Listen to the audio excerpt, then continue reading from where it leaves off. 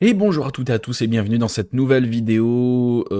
Comme tu as pu le lire, oui, j'en fais rarement. C'est un bilan lecture, mais un bilan lecture un peu spécial, j'ai envie de te dire, puisque c'est un bilan lecture audio que je fais cette fois. En ce moment, je consomme beaucoup de livres audio. J'ai un abonnement Audible, je le répète à chaque fois dans mes vidéos. J'espère que c'est pas trop répétitif ni chiant, mais je le dis à chaque fois que j'essaie de rentabiliser au max. Je veux dire dans le sens où j'ai toujours en ce moment un livre audio en cours. En ce moment, je suis sur l'éducation des papillons. J'ai claqué un crédit parce que chaque mois on a un crédit pour pouvoir acheter un livre, celui qu'on veut. Et donc, il y a quelques temps, j'ai acheté l'éducation des papillons, le dernier Donato Carisi. Et il y a des lectures audio qui sont disponibles dans l'abonnement. Vous payez l'abonnement, donc vous avez accès à une bibliothèque, j'allais dire gratuitement, mais qui sont inclus dedans, donc vous ne consommez pas de crédit audio. Et donc, ce dont je vais vous parler sont dans l'abonnement. Donc, il ne faut pas consommer de crédit audio. En tout cas, je ne sais pas s'ils y sont toujours. Je sais que pour le deuxième dont je vais vous parler après, il n'y est plus, parce que c'était marqué disponible jusqu'au 12 mars, donc ça change régulièrement, ça c'est une bonne chose finalement. Et donc oui, donc j'en ai terminé quand même plusieurs, bah trois du coup, coup sur coup vraiment assez rapidement. Et je me suis dit que plutôt que de faire une vidéo par lecture audio, je me suis dit vas-y, je vais faire un bilan, une triple lecture audio. Ce sera quand même beaucoup plus simple que de trois petites vidéos consécutives pour le coup, pour une fois. Et donc, on va commencer avec Malfos. Donc, Malfos, c'est une lecture audio. Il y a 12 épisodes écrits par 12 auteurs de polar, voilà, qui ont été réunis pour cette histoire. Donc, si j'ai bien compris, c'est chaque épisode a été écrit par un auteur à chaque fois différent. Donc je vous lis le résumé viteuf. Le 31 octobre 2019, Thomas Leroux va se rendre au village de Malfos pour clore le dossier 70 ans après les faits. Il profite du voyage pour résumer dans un podcast l'ensemble de l'enquête avec les points clés qui ont amené les internautes et lui-même à une conclusion certaine. En arrivant à Malfos, il est sur le point de résoudre l'affaire quand l'enregistrement s'arrête net. C'est le premier épisode d'une série audible, ouais, bon, bref. Et donc, eh ben, j'ai bien aimé ça. Je l'ai écouté dans le bus direction Paris. J'avais une sortie à Paris organisée ce jour-là. 3 heures aller, 3 heures retour de bus. Donc je me suis dit, je vais mettre un livre audio, c'est le moment. Et j'ai mis Malfos. Et ben, c'était vraiment sympa. En tout cas, vraiment les premiers épisodes et les derniers. Le premier tiers des premiers épisodes et le dernier tiers des derniers. Pour moi, il y a vraiment eu un ventre mou. Donc on a avec le Thomas Leroux, en tout cas au début, on est avec le Thomas Leroux qui est là. Et c'est une histoire, voilà, on est dans un petit village, voilà, où tout le monde se connaît, où on a vraiment une ambiance un peu lourde. On sent qu'il y a un secret, tu vois. Il s'est passé un truc. On sait qu'il s'est passé un truc parce que ça date de 70 ans auparavant, un cold case comme on appelle ça. Et il y a un gars qui tient une espèce, je sais plus si c'est un journaliste ou s'il tient un blog. De toute façon, je crois qu'il fait les deux. Et il y a des réseaux sociaux de journaleux qui veut se mêler de la vie de tout le monde pour, euh, pour résoudre des cold cases. Et il y va, il essaie de découvrir des trucs, des éléments. Donc évidemment, ça commence à être hyper intriguant, avec des habitants qui ne veulent pas trop parler, évidemment. Il y en a qui savent des choses, ils disent rien. C'est assez classique finalement, mais ça marche bien dans le sens où c'est vraiment c'est marqué là, tu vois, de façon exclusivité audible. Donc c'est le genre d'histoire, c'est pas juste un roman qui est lu, tu vois, comme la plupart des livres audio. Ce genre de création-là, il y a toute l'ambiance sonore derrière. Il y a le son de la météo, quand le mec marche dans des cailloux, t'as le bruit de ses pas sur les cailloux. Donc c'est vraiment, t'as toute l'ambiance sonore qui est autour, et moi ça j'adore ce genre de truc. C'est après ça que je cours finalement, après ce genre d'ambiance, parce que les livres audio juste lus, faut vraiment que le roman soit très bon pour que j'accroche vraiment sur le long terme, parce que t'as certaines voix j'allais dire de comédiens, de lecteurs, les personnes qui lisent ces livres audio, ces livres pour l'audio. Bah, parfois c'est chiant comme la pluie, et ce qui m'arrive quand même assez souvent, je trouve que parfois ça manque un peu d'émotion quand c'est juste un livre qui est lu pour faire le livre audio. Mais dans Malfos, non, voilà, c'est vraiment une création audio, donc il y a toute l'ambiance qui est derrière, et c'est des vrais comédiens qui sont là, et c'est trop cool.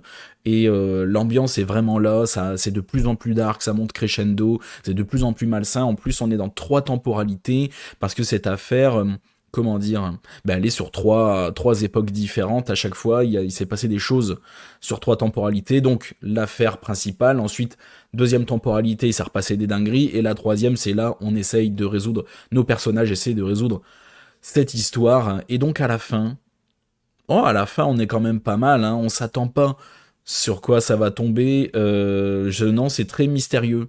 C'est un truc qui tourne un petit peu ce genre de truc qui est de plus en plus dark. De toute façon, ça démarre déjà très dark, mais ça ne va qu'en montant. La résolution finale est vraiment très satisfaisante, légèrement surprenante, même s'il y a certains trucs qui sont quand même un peu prévisibles. Mais bon, au bout d'un moment, quand tu lis plein de polars, bon, il y a certains trucs qui reviennent.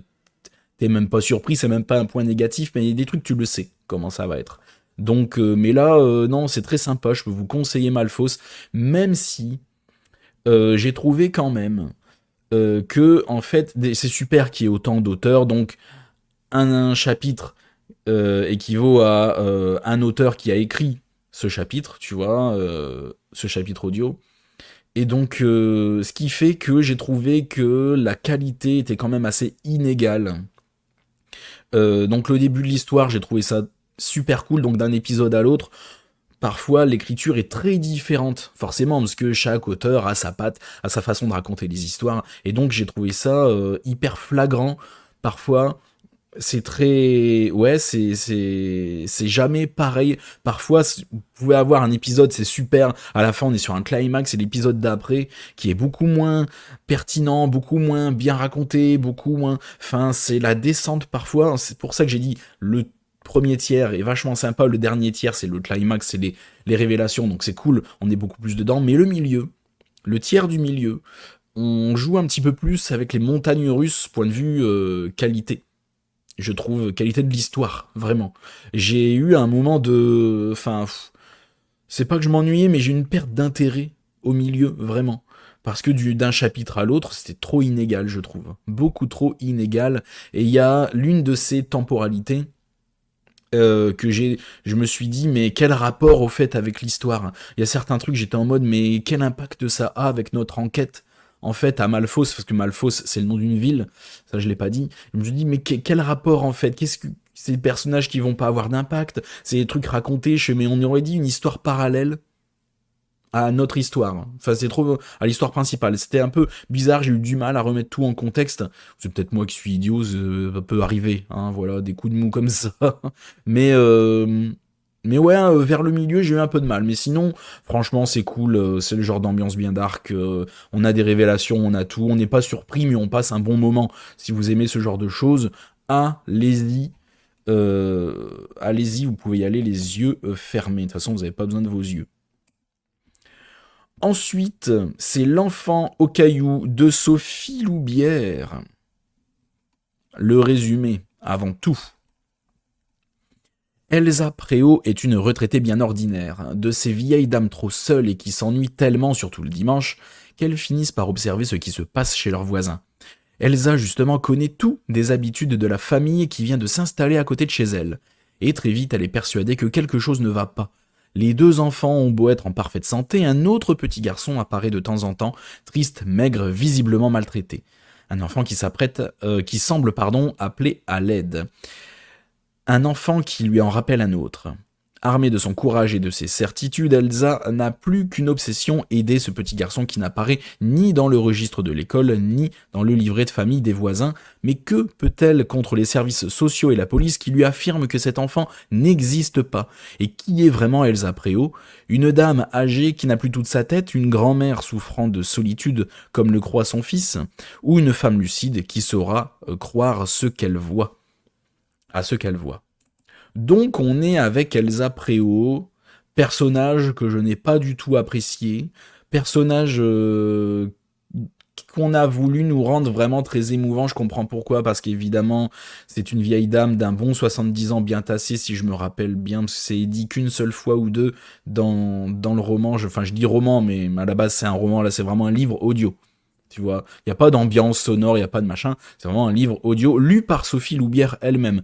Ce qui, je trouve, est pas forcément un bien. Parce que les auteurs, voilà, ils savent écrire des super histoires, mais c'est plus compliqué de les interpréter, si tu veux, point de vue et émotion dans la lecture, parce qu'il faut quand même capturer vraiment attraper, j'allais dire, l'auditeur et faire en sorte qu'il soit captivé. Et ce qui, c'est pas trop le cas ici, en tout cas, c'est que mon ressenti à moi, attention, hein. Je dis ça, ça ne tient qu'à moi, bien sûr, et j'ai pas été. J'ai trouvé que ça manquait un peu d'émotion. Alors, c'est une lecture toute très soft, mais j'aurais voulu peut-être un peu plus de. Tu vois, hein. Donc, on est avec Elsa Préau, qu'une vieille dame qui se réinstalle chez elle, il me semble, j'ai compris au début. Donc, on a un petit peu la vie d'Elsa Préau au début, avant vraiment que la vraie intrigue avec cet enfant dont je vous ai parlé dans le résumé commence. Affaire assez intéressante en fait en soi. C'est pas une enquête qui est hyper poussée dans le sens où c'est une vieille dame qui mène cette enquête et donc elle peut pas faire non plus de miracle. À part évidemment, comme je l'ai dit dans le résumé, les services sociaux et la police. Elle essaie de gratter un petit peu des informations à droite, à gauche. Il y a rien de fou. C'est aussi très centré sur sa vie. J'ai pas énormément apprécié ce perso. J'ai même pas trop aimé. C'est une dame qui était maîtresse et qui a ensuite été directrice d'une école maternelle même, je crois. Et mais vous savez, c'est ce genre de directrice très cliché qui pense savoir tout mieux que tout le monde comment manger, comment vivre, comment s'habiller. À chaque fois qu'elle voit un truc qui lui plaît pas, elle va faire la leçon de morale à tout le monde à chaque fois. Moi, ça me gonfle ça comme personnage. Ça me saoule, en fait. Surtout que moi, je travaille dans une école maternelle, donc ce genre de personnage m'agace très fort, très vite. Et surtout quand c'est cliché comme ça, parce que c'est loin, loin, loin, loin, loin d'être la réalité aujourd'hui. Ça l'a été peut-être avant, parce que j'en sais rien, j'y étais pas, mais aujourd'hui, non, ça a changé. Voilà. Heureusement que toutes les maîtresses et les directrices ne sont plus comme ça, parce que j'aurais fait une dépression depuis longtemps. Mais non, j'ai assez antipathique, très très donneuse de leçons, et très dure comme personnage, mais à la fois assez tendre, parce qu'elle va devoir faire face à pas mal de problèmes, je vais pas vous spoiler, mais de problèmes de personnes âgées. Bien sûr, comme ça je laisse un spectre assez large, hein. Et donc, est-ce que ce qu'elle voit est bien réel? Ça va être aussi toute la question. Vous allez avoir le doute aussi là-dessus, parce que quand vous aurez l'info que ça commence à être compliqué pour Elsa, vous allez vous dire, est-ce que c'est bien réel? Est-ce qu'elle fabule pas? Est-ce que c'est pas une hallucination due à ce qui lui arrive? Enfin, à un moment, voilà. Sujet d'ailleurs qui est fortement bien abordé avec le personnage d'Elsa. Il y a de la recherche, il y a du sentiment, il y a de la, voilà, il y a de la tendresse et c'est vraiment des sujets qui sont très bien abordés. Pour ça, c'est vraiment top. Si vous êtes, j'allais dire red flag, mais si vous êtes hypersensible, voilà, le fait de voir une personne âgée peut-être en difficulté, si ça vous touche, faites gaffe quand même. Si c'est enfin voilà. J'allais dire red flag, mais c'est un red flag sans en être un. Mais si vous êtes sensible face à ce genre de situation, voilà, vous le savez. Y a rien de fou, hein. Y a rien, voilà, rien d'exceptionnel non plus en soi, mais c'est des sujets qui sont quand même abordés. Donc je préfère prévenir quand même. Mais le final, en fait, n'est pas surprenant non plus. Tout est quand même assez prévisible. Ça enfonce certaines portes ouvertes, enfoncer certaines portes ouvertes. C'est une expression que je vais utiliser pour beaucoup pour le roman audio suivant. Vous allez voir. Et donc oui, il y a rien de très surprenant, tout est assez évident, mais on suit la vie d'Elsa, c'est pas forcément désagréable, mais c'est pas dingue non plus. Le rythme est assez lent forcément, et la vie d'Elsa n'est pas très palpitante. On est plus tenu par le fait de savoir si elle va pas décrépir plus avant que ça, tu vois. On suit un petit peu son fils aussi qui s'occupe d'elle et qui est médecin lui-même, voilà, et qui tient sa mère un peu à bout de bras. Il y a certes une révélation à la fin à laquelle enfin, c'est pas que je m'attendais pas, disons que ça m'étonne pas.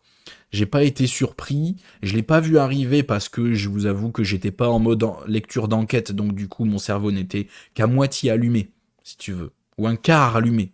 Il était pas entièrement allumé, donc j'ai pas non plus, voilà, essayé de chercher s'il y avait un truc. Mais un peu micro-révélation à la fin, enfin micro-révélation. Ça m'a pas étonné. Vu la personnalité de la dame, je me suis dit, bon, ok, oui, c'est évident.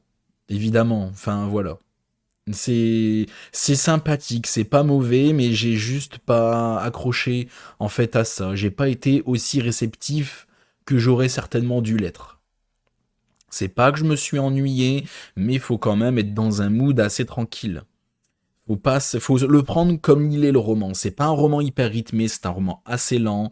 Ça parle des soucis d'une vieille dame. Ça parle à côté d'un enfant potentiellement maltraité si jamais il existe, avec des parents évidemment indignes. Il se passe quelques petites choses, voilà. Ça se laisse lire, mais c'est pas foufou. C'est pas dingue non plus. Je lirai certainement d'autres romans de Sophie Loubière si jamais il y en a d'autres qui m'accrochent parce que c'était pas désagréable. Je pense que j'essaierai de voir s'il n'y a pas quelque chose un peu plus vif, un petit peu plus intriguant peut-être. N'hésitez pas à m'en conseiller dans les commentaires parce que c'est une autrice que j'ai bien envie de retenter, une autrice que j'ai bien envie de réessayer, mais peut-être avec autre chose. Voilà, mais sinon, plutôt pas trop mal, quoi. On va dire le dernier. Le troisième, c'est La disparition de Veronica Lake. Donc, c'est ce roman qui enfonce des portes ouvertes, vous allez voir. Je vais vous lire le résumé avant. Greenville, État du Maine, États-Unis. 2017, un lac sauvage, une île désertée, une forêt dense, une villa isolée, une bande de jeunes fêtards, une disparition inquiétante. Voilà, c'est ce genre de résumé qui m'agace, c'est pour ça que j'en fais trop. 2022, Karen Blackstone. Euh, pardon, hein, mais vraiment, je peux pas m'en empêcher. Je suis obligé de me moquer.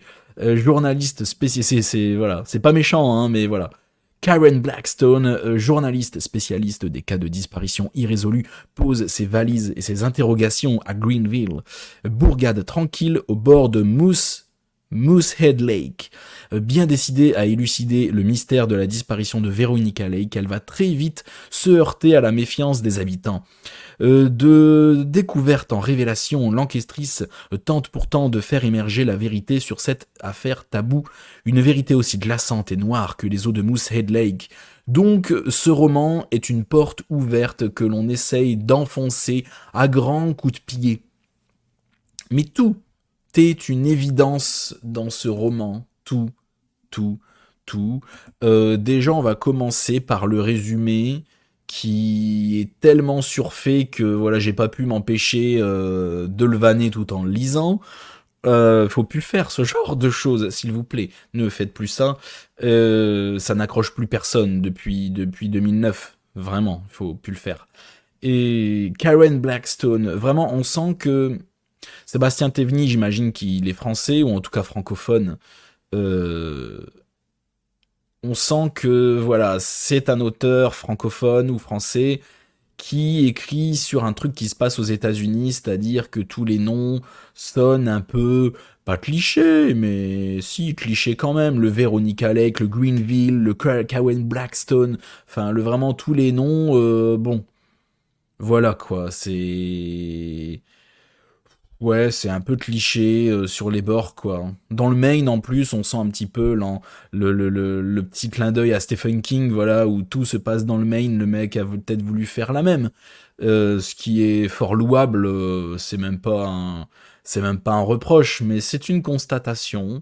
Nous avons cette Karen Blackstone qui se pointe là, qui est journaliste. Alors je me suis dit, merde, ça démarre mal, je déteste les journalistes, ce qui est réel, je déteste les journalistes, vraiment. Dans la vraie vie, vous êtes journaliste, vous n'êtes pas mon ami, vraiment.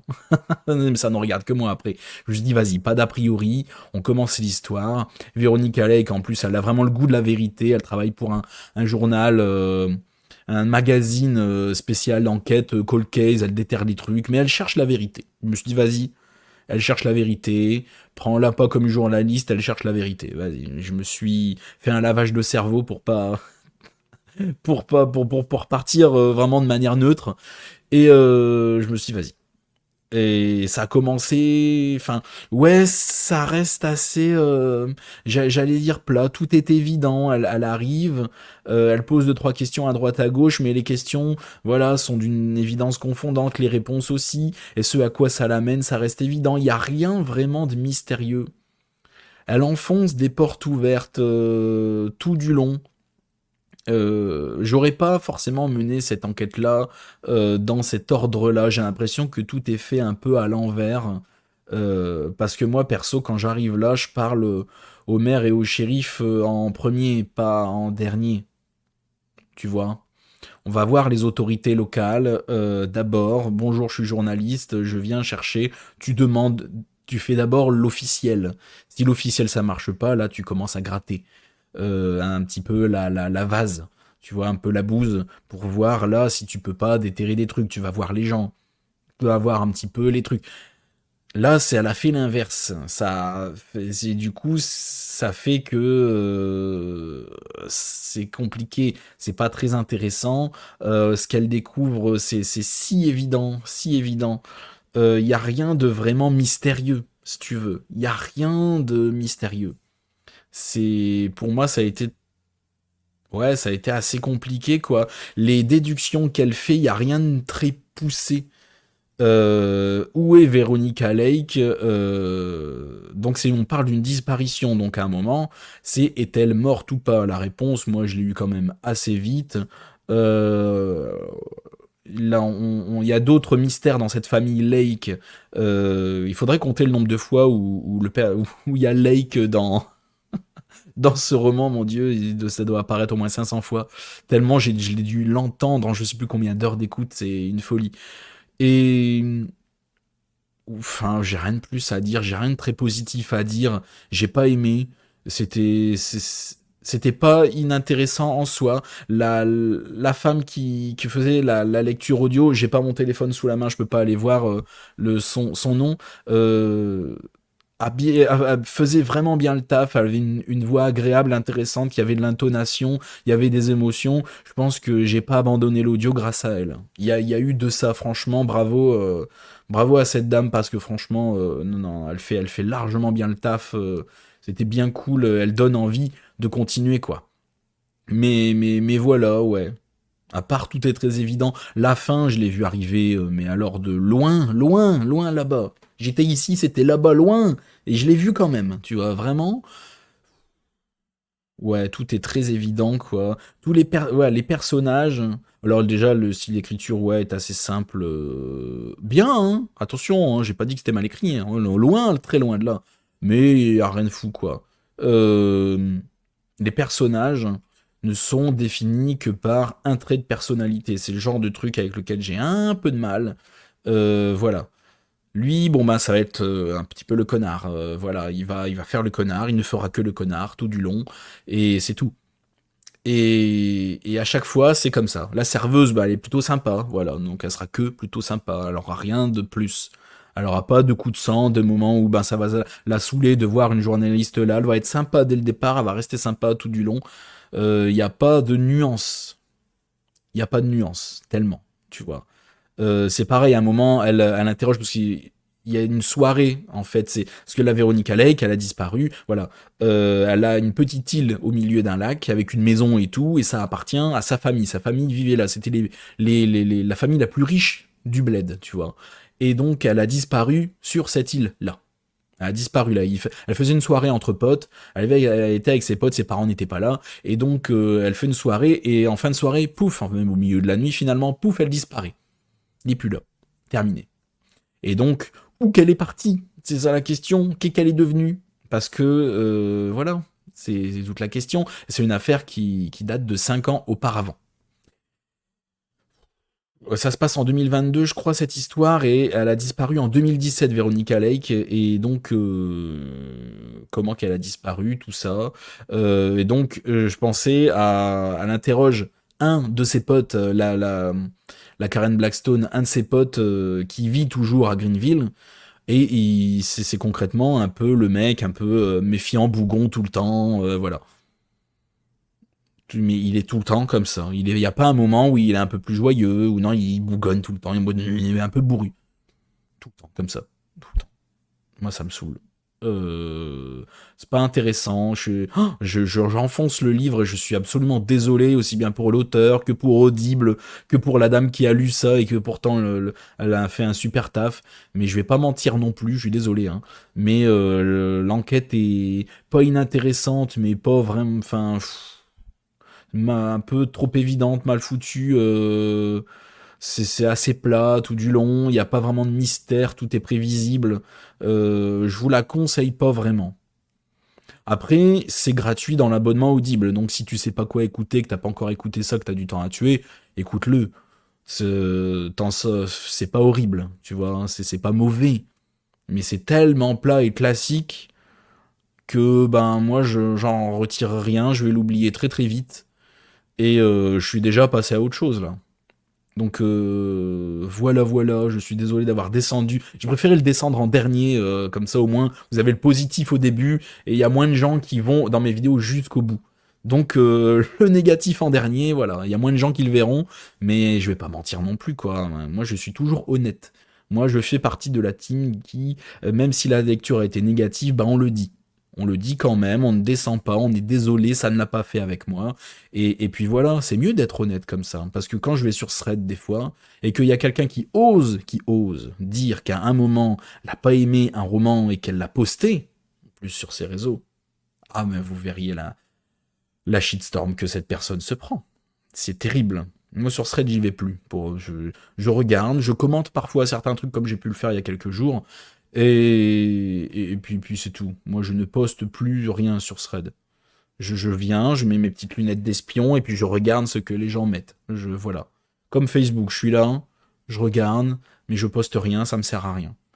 Vraiment, j'en viens là tellement Thread est devenu toxique. Donc voilà. Merci à tous d'avoir regardé cette vidéo jusqu'au bout. N'hésite pas à la liker, t'abonner à la chaîne si ce n'est pas déjà fait, et partager la vidéo si j'ai oublié de le dire. Merci à tous et à la prochaine chez Alistair.